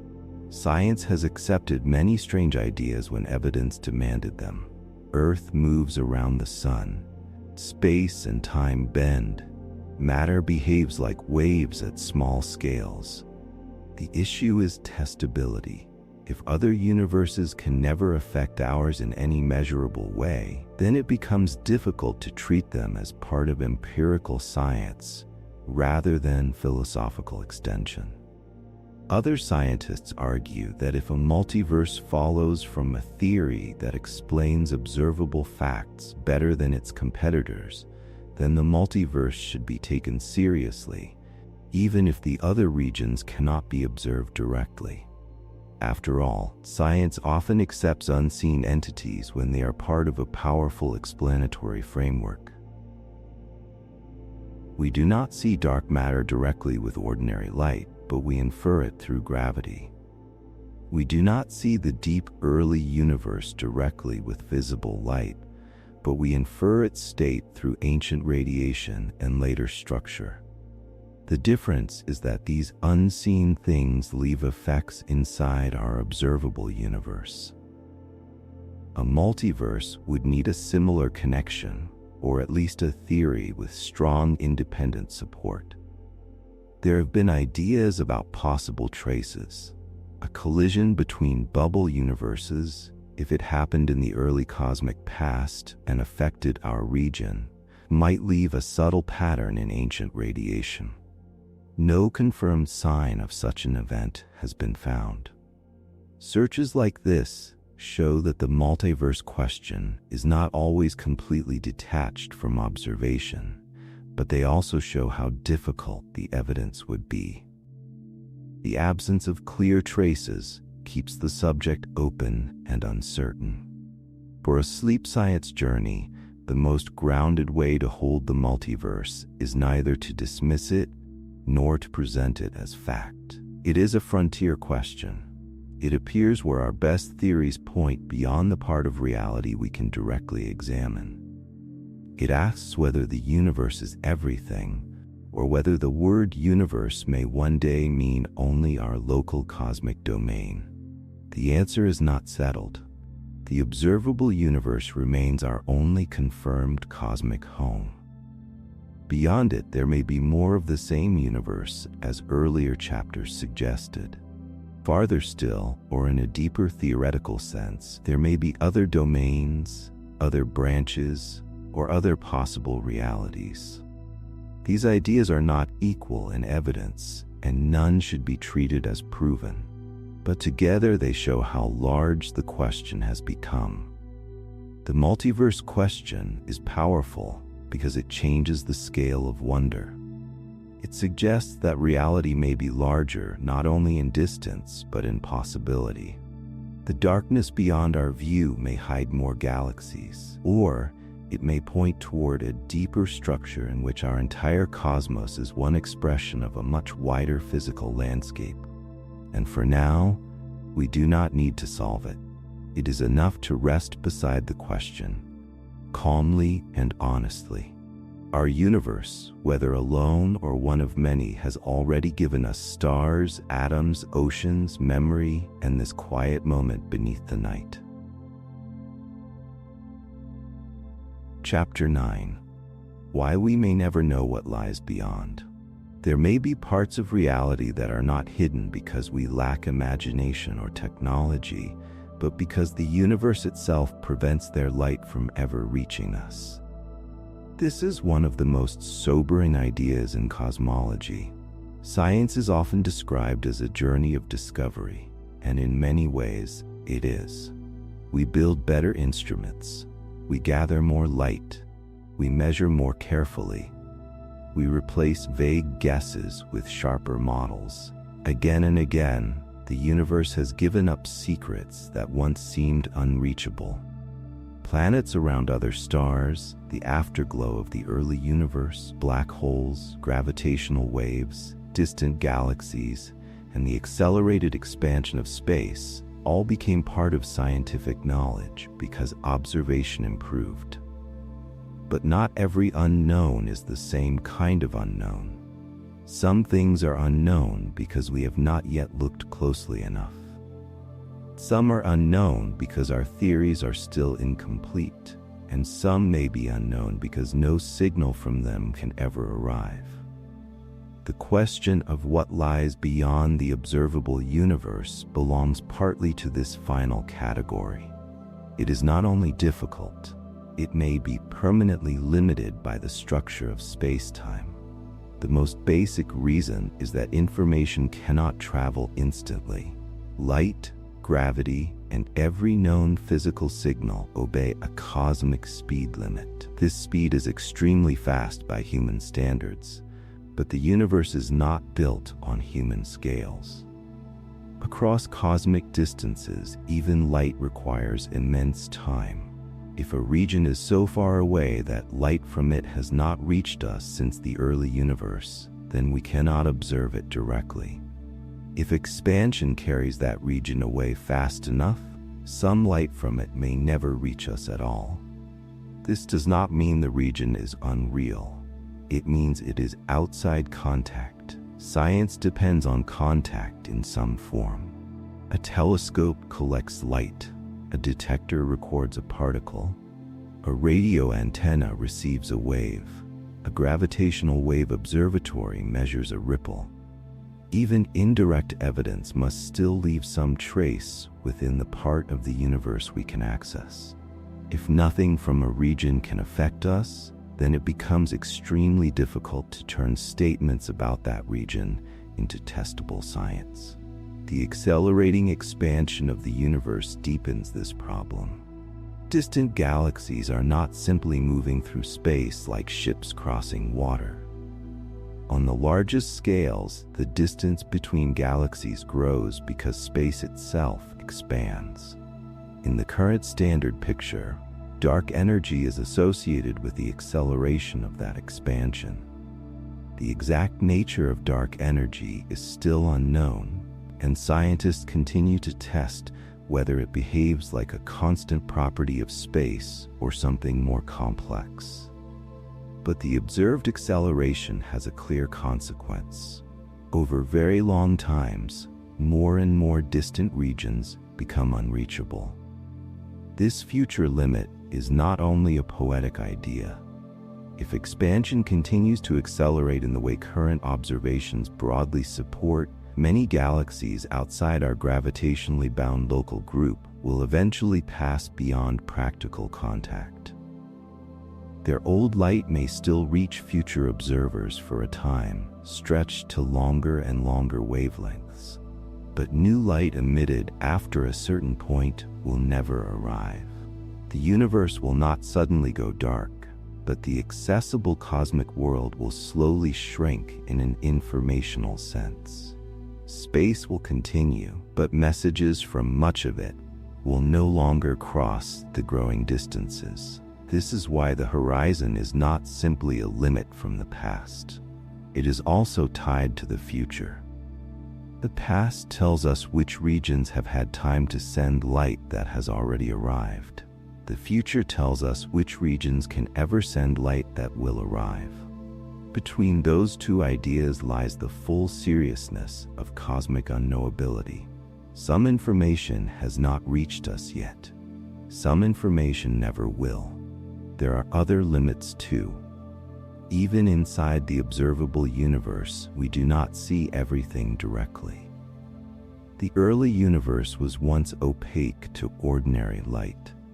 Before it cooled enough for atoms to form, photons scattered again and again through a hot plasma. Ordinary light could not travel freely through that fog.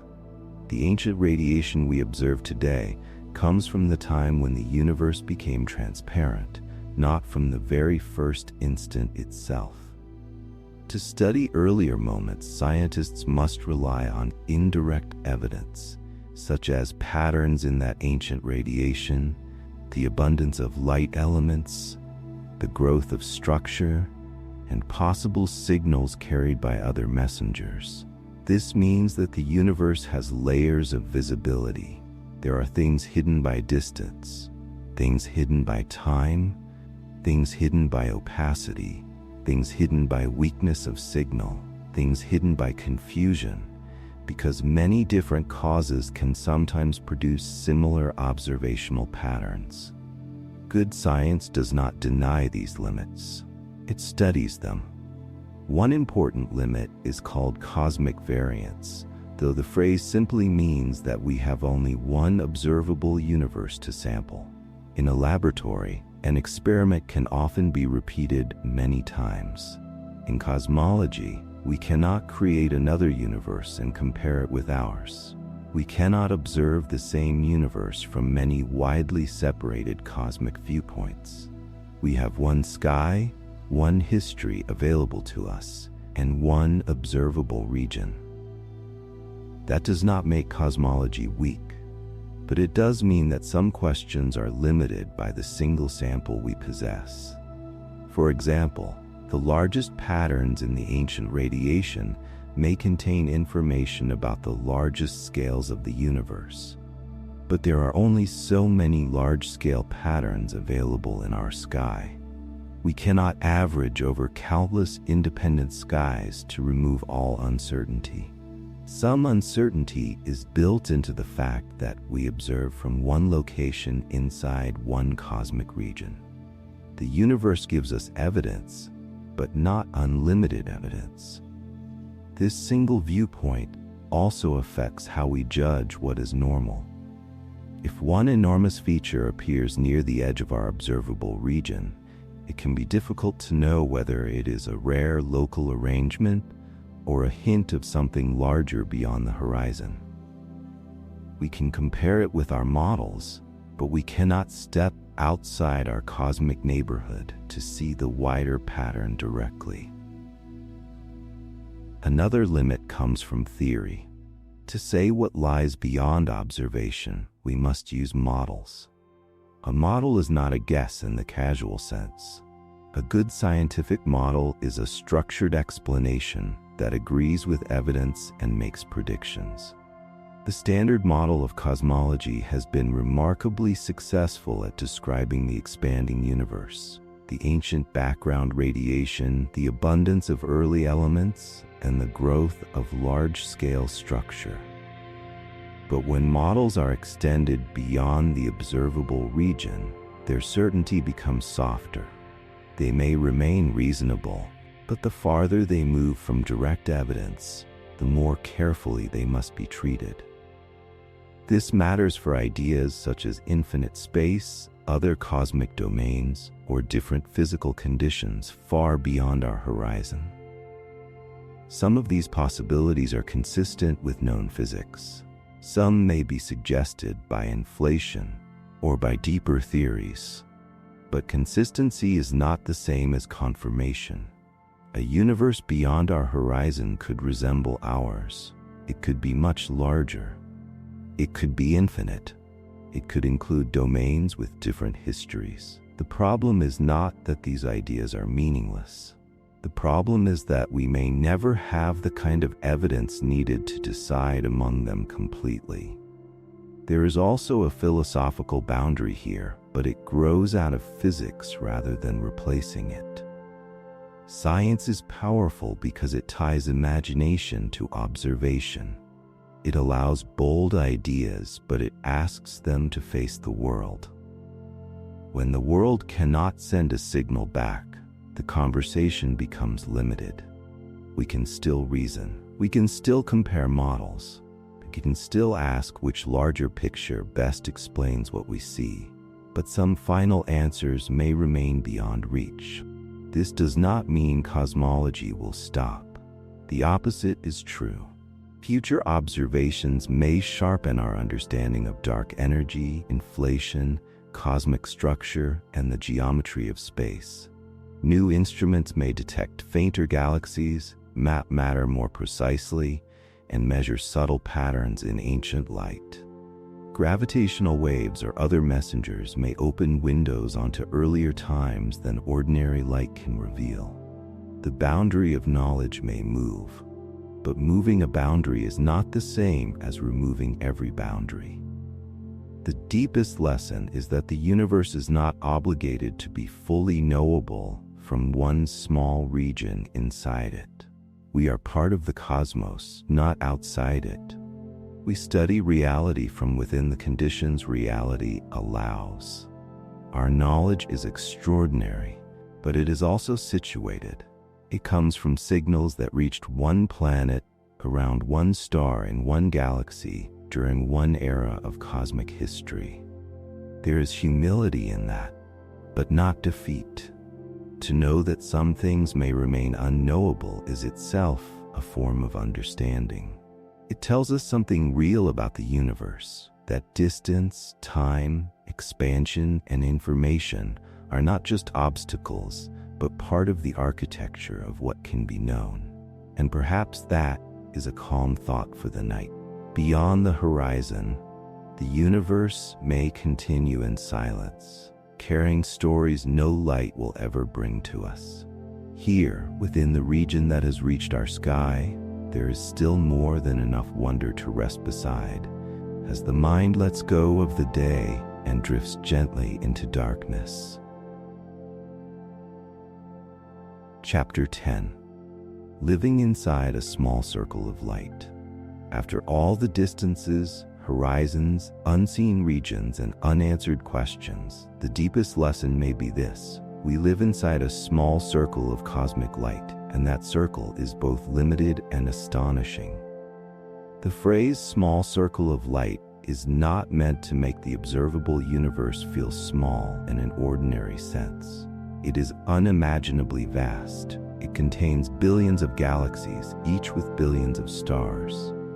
It contains star-forming clouds, ancient stellar remnants, galaxy clusters, superclusters, cosmic voids, and the faint afterglow of the early universe. Across the sky, our instruments receive light from objects so distant that their images began traveling before Earth existed.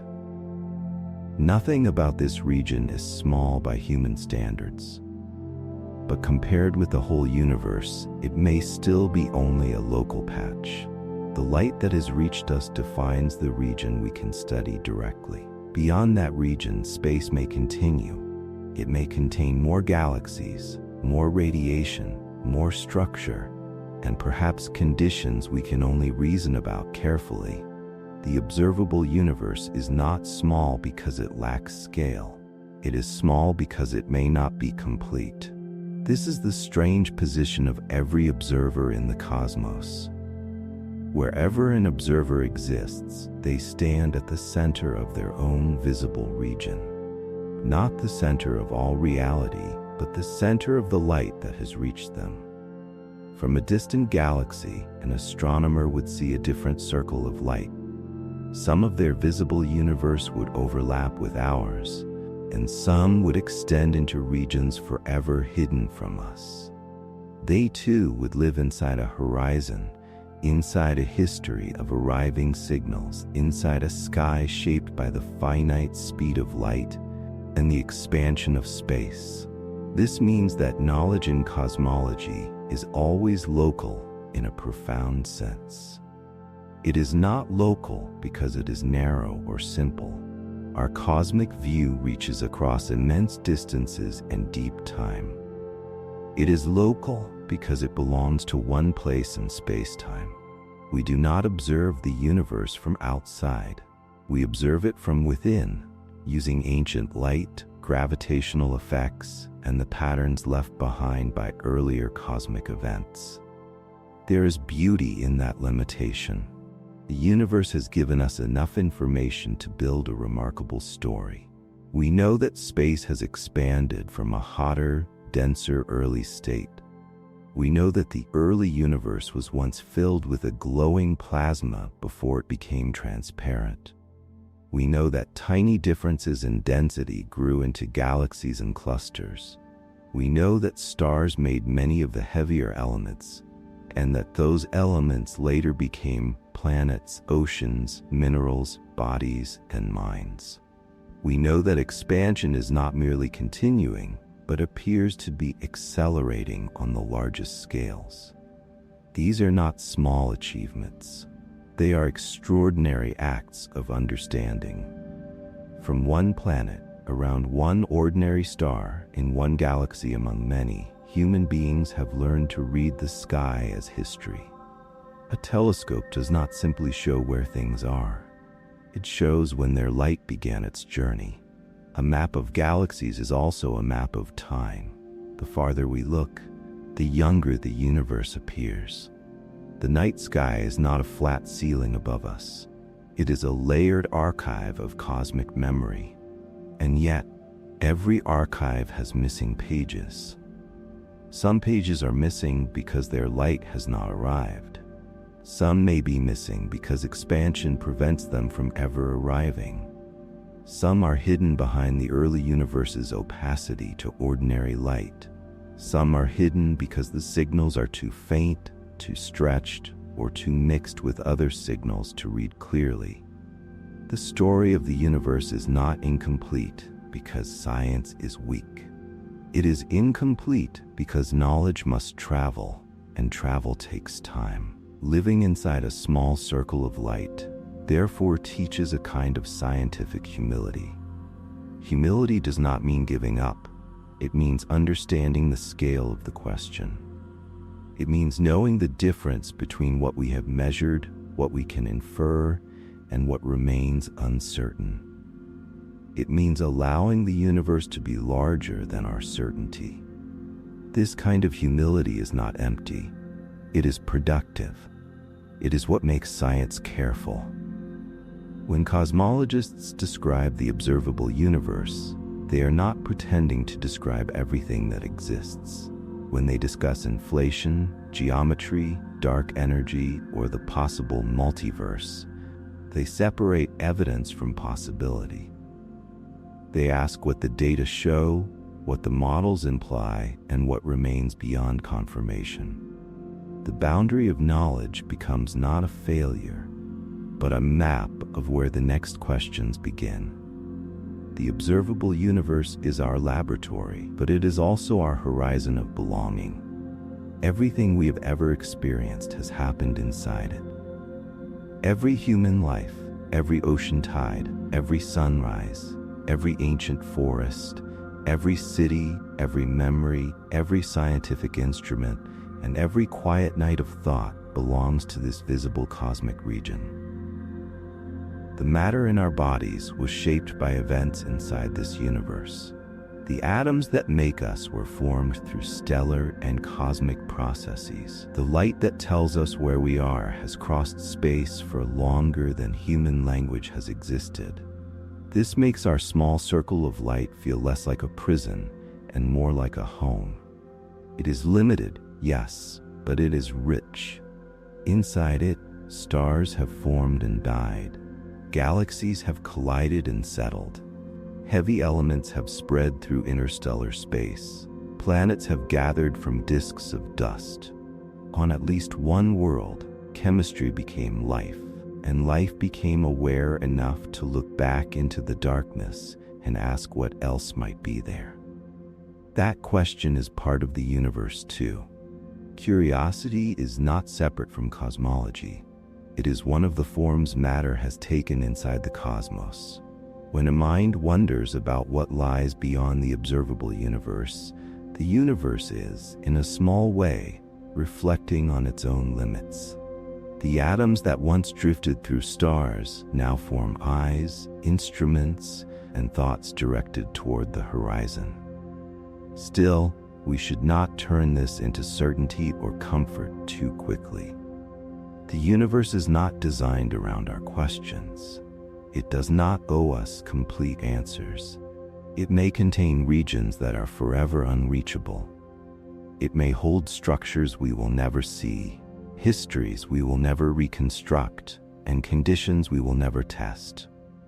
But the absence of total knowledge does not make our knowledge meaningless. A candle does not need to light an entire landscape to reveal the ground beneath our feet. The same is true of the observable universe. We do not need access to everything in order to understand something real. The light that has reached us is enough to show that the cosmos has a history, structure, and laws. It is enough to reveal that matter can become stars, that stars can build elements, that gravity can shape galaxies, and that space itself can evolve. It is enough to teach us that reality is larger, older, and more intricate than ordinary life suggests. The small circle of light also changes how we think about everyday existence. Our worries often feel enormous from the inside. A difficult message, a missed chance, a day that went poorly, a future that feels uncertain. These can fill the mind completely. But cosmology gently widens the frame. It does not erase human life or make feelings unimportant. It simply places them inside a larger quietness. The same universe that holds our concerns also holds galaxies drifting through darkness, ancient light cooling across space, and horizons that move with cosmic time. In that wider frame, there can be relief, not because nothing matters, but because everything belongs to a scale larger than the pressure of one day. We are temporary, but not separate, small, but not disconnected, limited, but not empty. We live in a universe where light travels slowly enough to preserve the past, where distance becomes memory, and where even the edge of vision can become a place of wonder. So perhaps the final thought is not that we are trapped inside the observable universe, but that we are held within it. We are held by the laws that allow atoms to remain stable, held by the gravity that gathered stars and planets, held by the light that has traveled across time to reach our sky, held by a cosmic history that is far larger than any single life, yet somehow includes every quiet breath within it. Beyond the observable universe, reality may continue in ways we cannot know. It may be familiar, strange, finite, infinite, singular, or one part of a deeper structure. Those questions remain open. But here, within the circle of light that has reached us, there is enough wonder for a lifetime. And now, as the chapter settles, you can let the vastness become gentle. Let the unseen universe remain unseen for tonight. Let the horizon rest where it is. Let the day fall away while you drift quietly inside this small, illuminated region of space and time.